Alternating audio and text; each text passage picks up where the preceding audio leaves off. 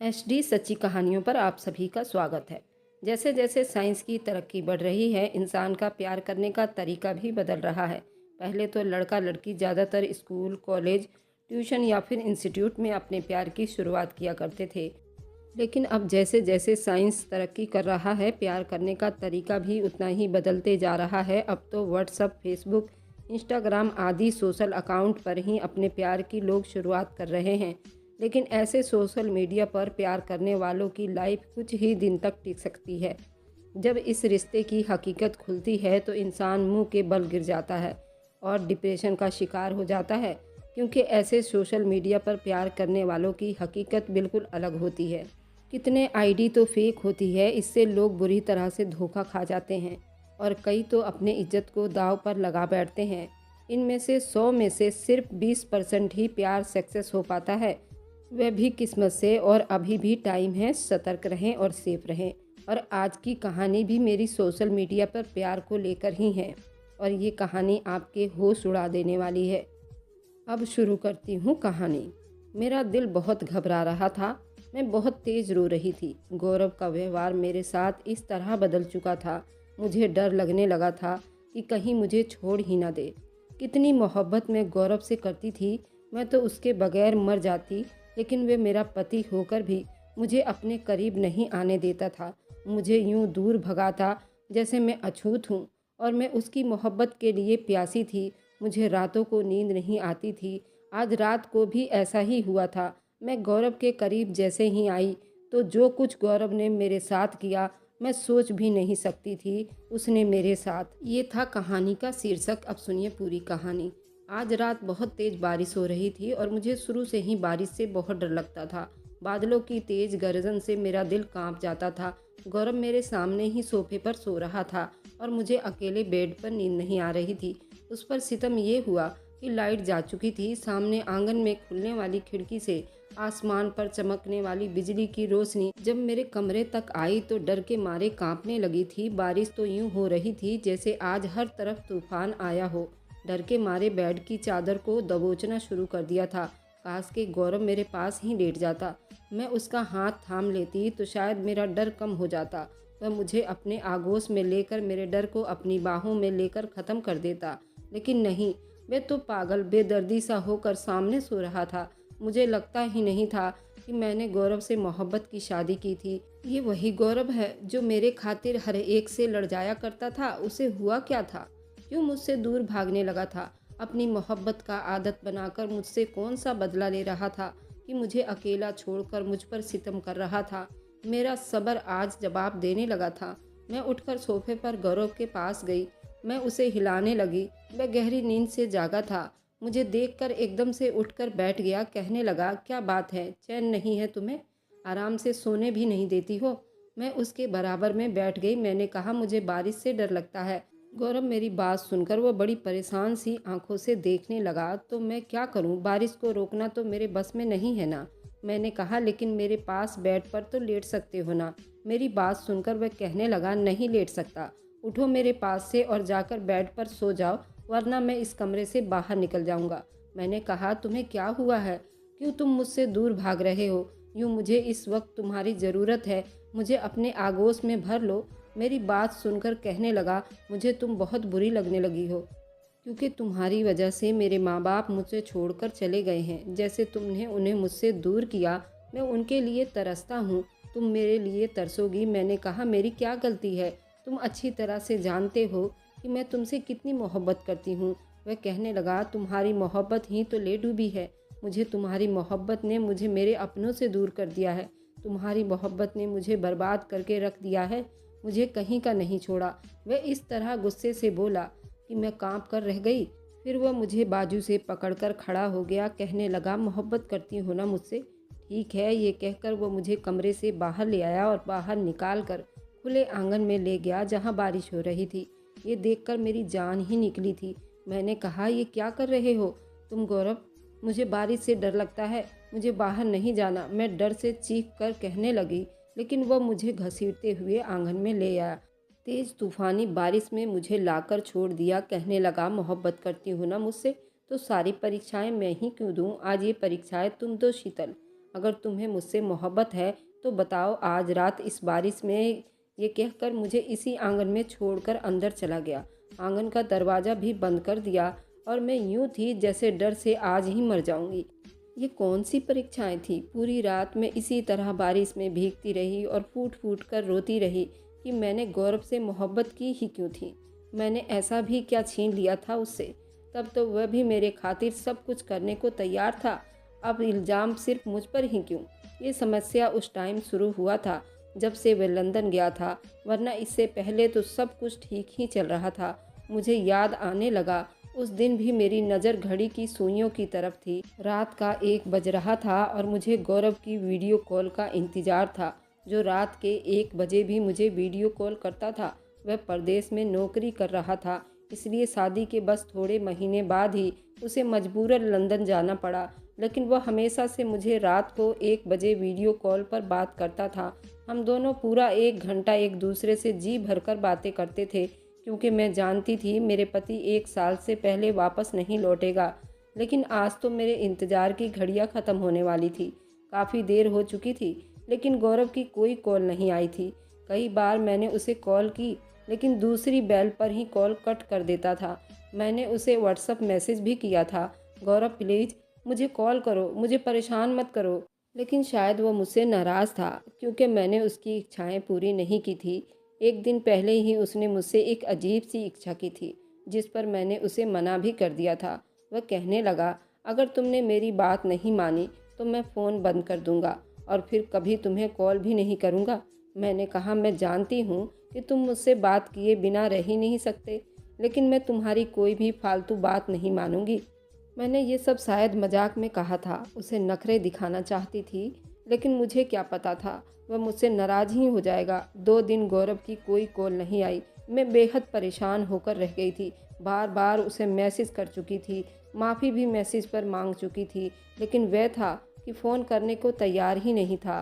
2 दिन के बाद रात को 2 बजे उसका मैसेज आया था कि मैं 2 दिन से बुखार में पड़ा हुआ था, इसलिए तुम्हें कॉल नहीं कर सका। ये सुनकर मैं और भी ज़्यादा परेशान हो गई। मैंने कहा कि तुम्हें क्या हो गया है गौरव? गौरव वीडियो कॉल करो, मुझसे बात करो, मैं तुम्हें देखना चाहती हूँ। कहने लगा, शीतल बुखार की वजह से हिम्मत नहीं हो रही है, प्लीज़ मुझे 2-4 दिन आराम करने दो, मैं तुमसे फिर बात करूँगा। ये कहकर उसने उसके बाद तो मुझे कोई मैसेज का जवाब भी नहीं दिया। मेरे 2-4 दिन जिस तरह बीते थे मैं ही जानती थी। मेरी और गौरव की लव मैरिज हुई थी। हमारी दोस्ती इंस्टाग्राम पर हुई थी, फिर मैसेज में हमारी बातचीत की शुरुआत हो गई थी। वही हमने एक दूसरे को अपनी तस्वीर भी दिखाई थी, बातें भी की थी।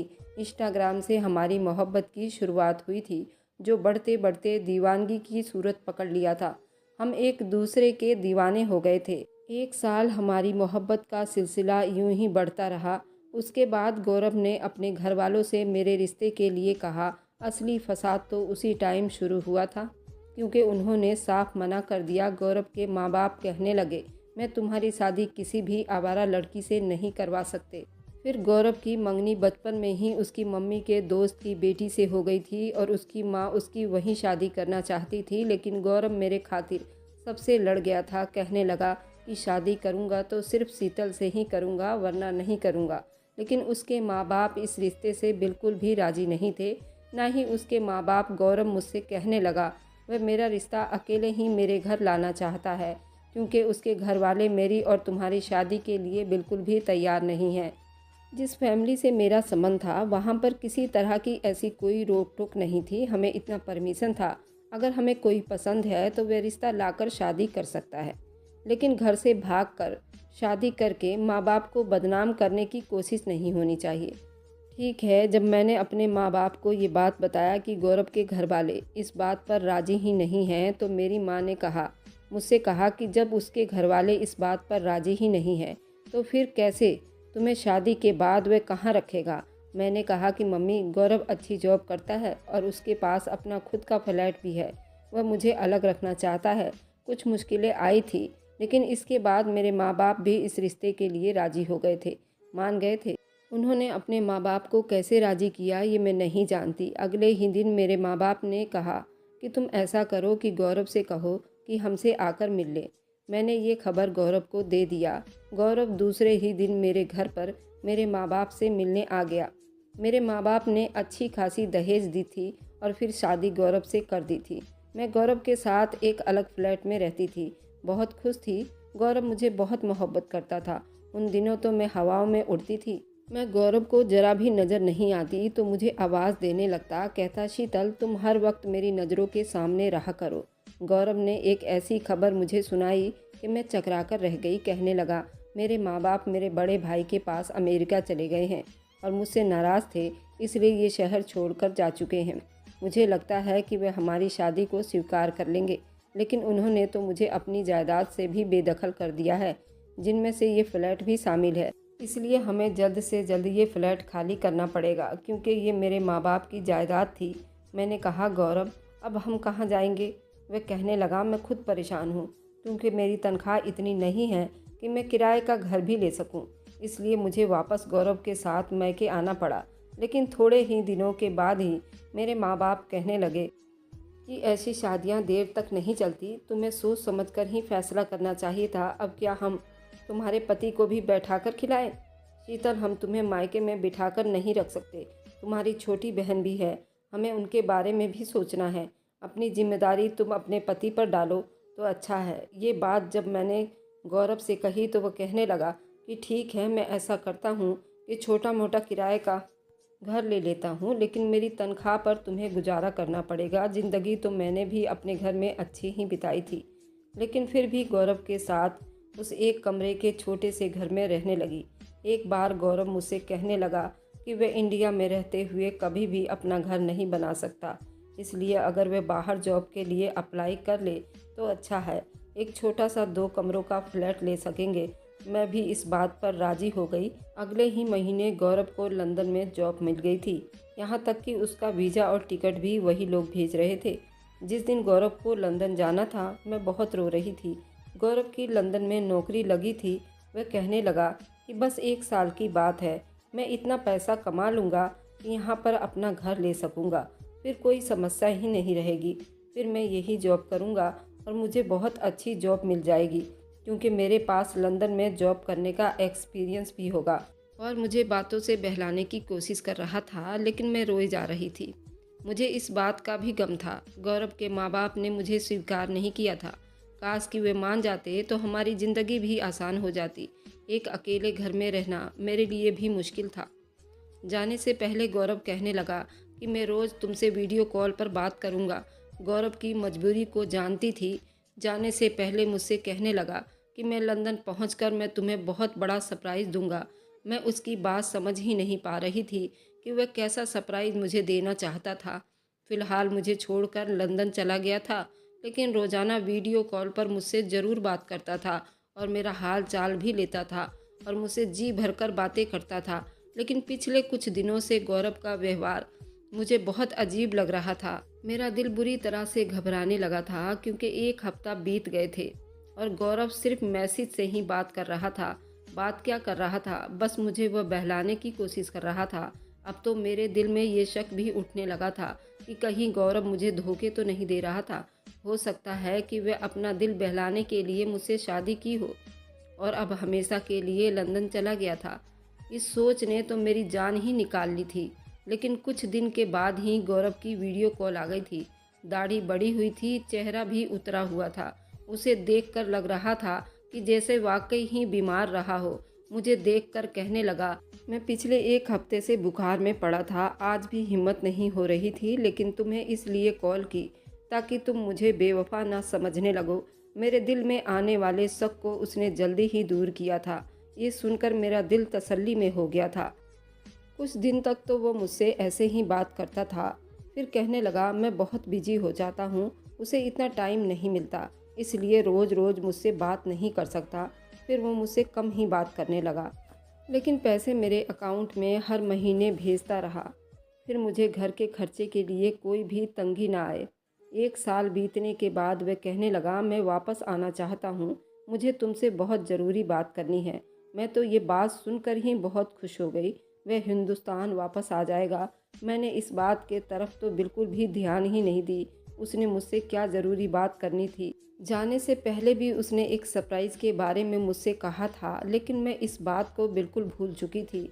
मुझे गौरव के आने की इस तरह खुशी थी कि मैं बता नहीं सकती थी।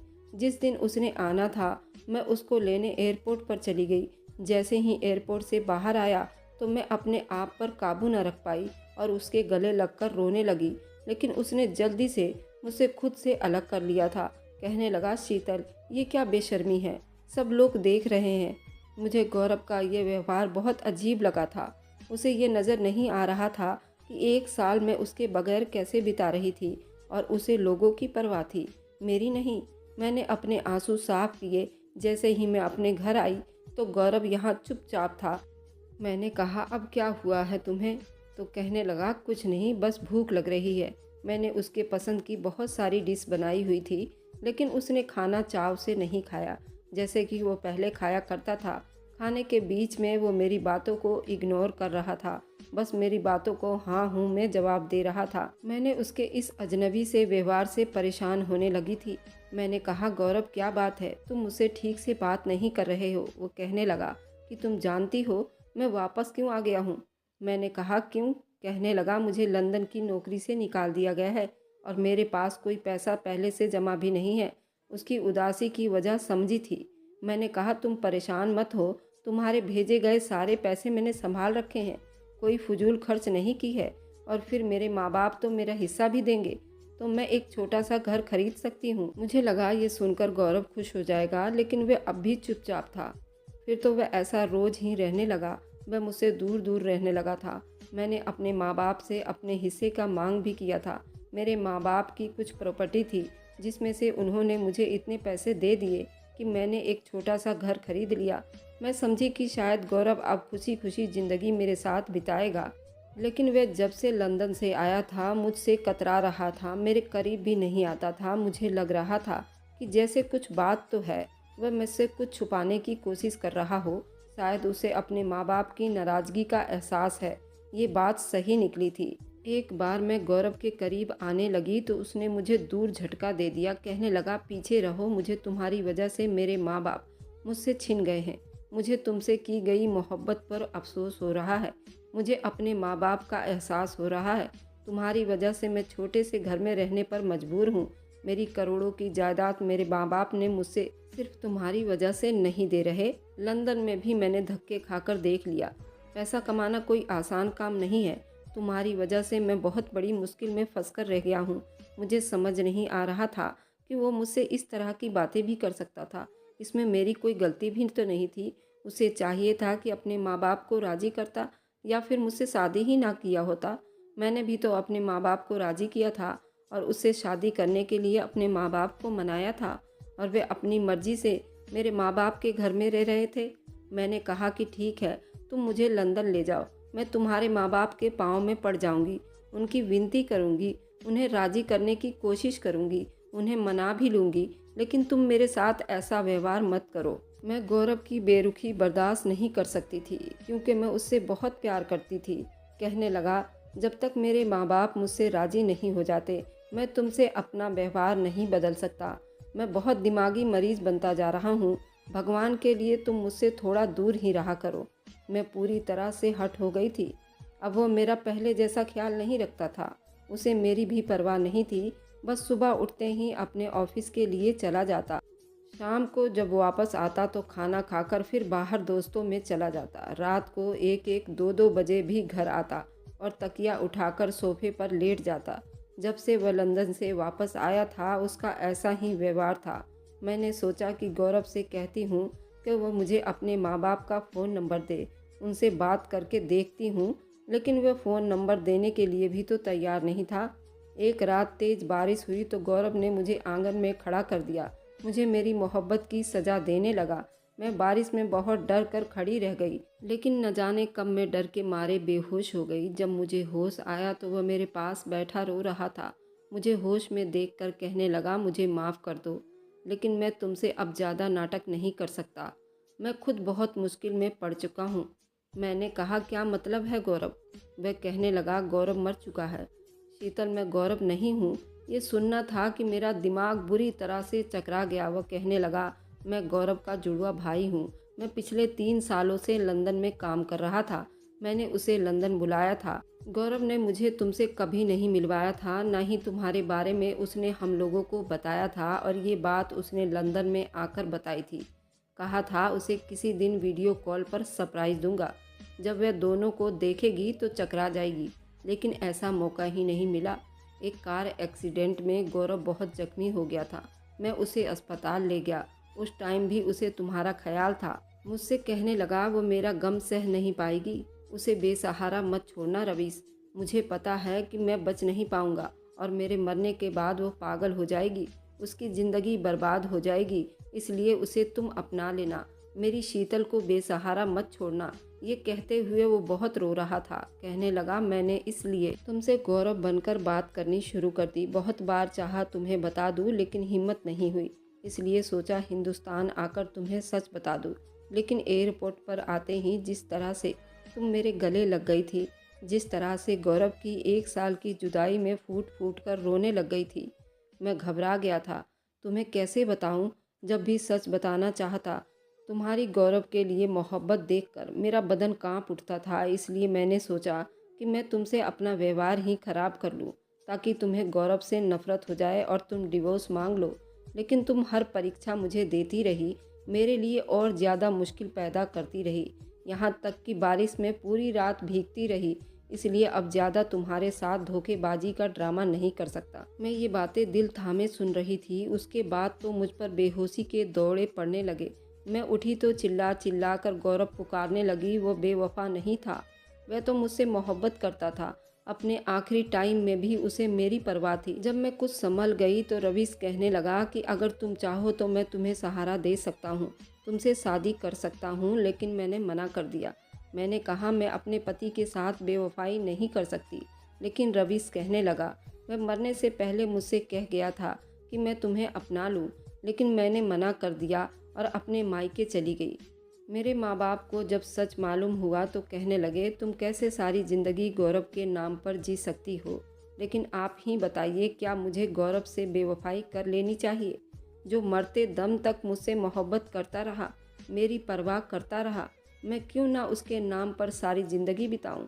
आप लोग मुझे बताएं कि मुझे अब क्या करना चाहिए। अगर आपको आज की कहानी पसंद आई है तो वीडियो को ज़रूर लाइक कीजिएगा और अपने दोस्तों के साथ शेयर भी कीजिएगा। और हाँ, अगर आपने अभी तक हमारे चैनल को सब्सक्राइब नहीं किया है तो ज़रूर सब्सक्राइब कर लें। मिलते हैं हम अपनी कल की एक नई दिलचस्प कहानी के साथ। मुझ पर सदा अपना प्यार और स्नेह बनाए रखें। सभी को मेरा प्यार भरा नमस्कार दोस्तों।